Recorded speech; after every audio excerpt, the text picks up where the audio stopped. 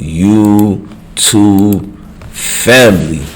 That man, King Von Manager, 100K track. He responded to King Act 47. And he's going in as far as business-wise. He's being professional about it, but we could read between the lines. And he gives his side to a lot of the he say, she say that's been being said about him in these sectors by bloggers and all that. And he gives a swift, easy response. Now, I'm going to let y'all decide who's right, who's wrong, and all that. We only can go by their words and what they say. Shout out to y'all, man. Hit that like button, hit that notification bell, and rock out with the most winning this program out here. I Smoke Hip Hop Live. Let's pay these bills right quick, gang. Okay, responses are made. You know, this man could not wait to get these assertions and allegations of being a cop and all that off him. Shout out to, you feel me, 100K for responding swiftly as well to what people is trying to say he did allegedly or whatnot. Now, this is his response to the YouTuber King Act 47. He said, "You broke this story wanting to make me a target. At the time, you painted a false narrative, no different than what the police are doing. Ironically, some of you uneducated people, that's me being nice, I really mean dumb MFers, want to portray me as an officer. Please tell me what side to be on, since the police allegedly think I'm a suspect and legally I'm getting thrown into civil suits on the assumption of being part of an unfortunate situation that took two of my brothers and have my other brother fighting for his life. So am I a cop that gets harassed and treated like a criminal, or am I a criminal that's pretending to help my client and really a cop at 10? Oh, let me scroll down because he wrote it towards a lot of people. He wrote at 1090 Jake, at Adam22, maybe you can help. And then he put the shaking my hands up emoji. Then he said at Seti Nash. Then he wrote at grandson, this is your king. Hashtag Wakanda forever.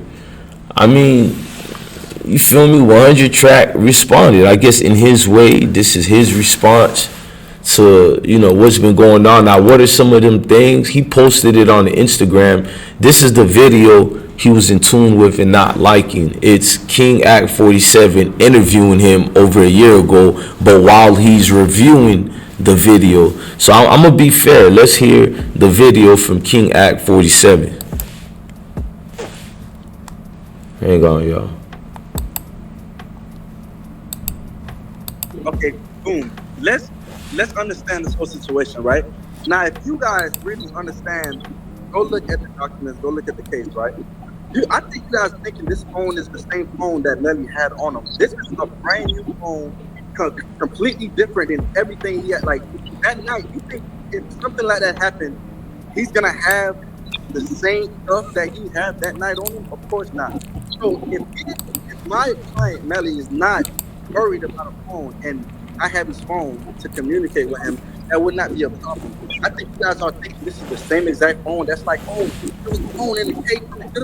Y'all gotta remember, bro, my client is innocent. I believe my client is innocent. He believes he's innocent. So what effort would I have to go turn in the phone to operate it? Hey, why did you give them Melly's phone? Okay, boom. Let's understand this whole situation, right? Now, if you guys really understand, go look at the documents, go look at the case, right? I think you guys thinking this phone is the same phone that Nelly had on him. This is a brand new phone, completely different than everything he had. Like, that night, you think if something like that happened, he's gonna have the same stuff that he had that night on him? Of course not. So if my client Melly is not worried about a phone and I have his phone to communicate with him, that would not be a problem. The phone shit, right? All they really should have said was, my business was in jeopardy. The phone is good. Ain't nothing on there that they can use. So it makes sense to give them the phone. Why would we try to hide shit? It's gonna make it look more fishy and suspicious to the goddamn law. He's Yeah, innocent. if he would have said that, I see what you're saying. Yeah, that would have made way more sense. What the fucking You shit? know what I'm saying? Like, bro, but they ain't do nothing like that. They ain't do nothing like that. Hey, y'all, that's crazy. The phone. You with the prosecutor, and they see your phone. Because if you go look at the act interview, I explained my acknowledgement to go talk to the prosecutors is to show that my artist left the days he left to go do shows. Because they're thinking in a negative way.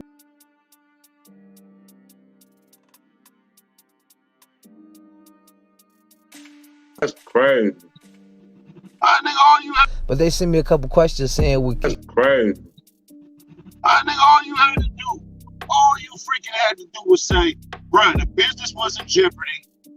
Wasn't nothing on that phone that could get him in trouble. So nigga, I had to. What the hell? He's innocent. He's all the way innocent. This phone can damn near exonerate him. Now I can't tell you what's on this phone to exonerate him. Mm-hmm.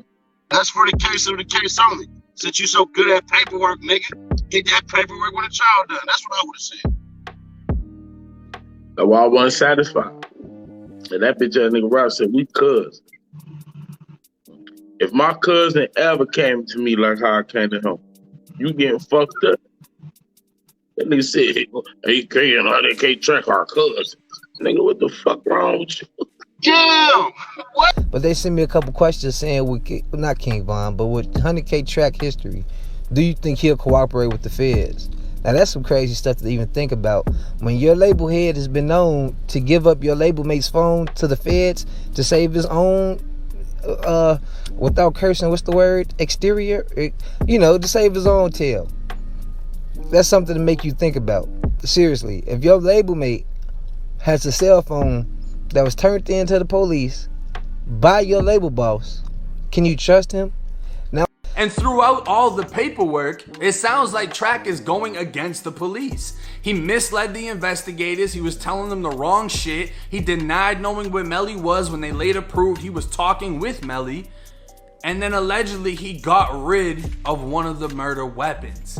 And throughout all the paperwork, now all of this was used to find probable cause to search Track's apartment based on the facts showing he frustrated a police investigation to aid and abet the suspect of a murder from being detected by concealing the firearm used in the commission of a capital. Jacoby Mills told the cops other stuff. Specifically, he told them about the murder weapon. Like I said before, the cops were convinced that Melly had a gun when he left the studio, but they never found it. Jacoby knew why. He said that just hours after the shooting, he, Bortland, and Melly's manager, Track, all got in a car. They drove to a wooded area that Bortland pointed out. Then everyone got out of the car to look for guns. Jacoby found a .40 caliber gun, a gun that shoots the exact type of bullets found at the crime scene and that were found in Sack and Juvie's bodies, and that was found on the floor of Bortland's car. Jacoby says the gun he found was bloody. He told the cops that Track grabbed the gun, said he would take care of it. The cops... Harder. We finna put out everything. We're gonna make you say something about these cases. Speak up. Talk about what you got going on. Why you don't have to go to court. Why is everyone suing you? Why are the parents of the gentlemen that were allegedly murdered by...